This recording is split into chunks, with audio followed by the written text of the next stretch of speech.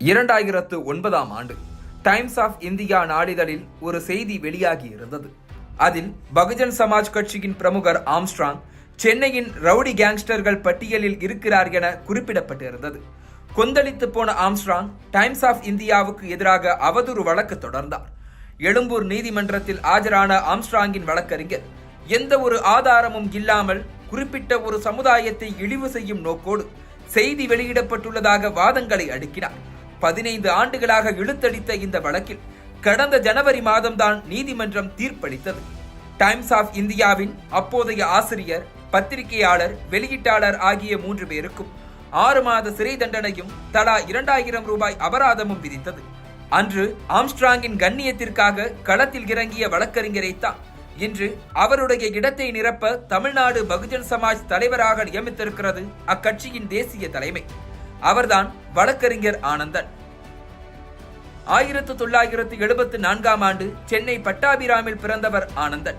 1992 முதல் 1997 வரை அம்பேத்கர் அரசு சட்டக் கல்லூரியில் சட்டம் படித்தவர். மூத்த வழக்கறிஞர் ராஜா இளங்கோவனிடம் ஜூனியராக பணியாற்றியிருக்கிறார். ஆனால் அவரது கரியர் தொடங்குவதற்கு முன்னரே கவனிக்கப்படும் நபராக உருமாறியிருக்கிறார். அதற்கு காரணம் ஒரு முக்கியமான நிகழ்ச்சி. கல்லூரியில் நூற்றாண்டு விழாக்குழுவின் தலைமை பொறுப்பில் இருந்தவர் அப்போதைய முதலமைச்சர் கலைஞர் கருணாநிதி முன்னிலையில் நிகழ்ச்சியை வெற்றிகரமாக நடத்தி காட்டி பெயர் வாங்கி இருந்தார். சட்டத்துறைக்குள் நுழைந்த பிறகு மெல்ல மெல்ல வளர்ந்தவர் நடிகர்கள் பிரசாந்த், பிரபுதேவா ஆகியோரின் விவாகரத்து வழக்குகளில் ஆஜராகி கவனம் ஈர்த்தார்.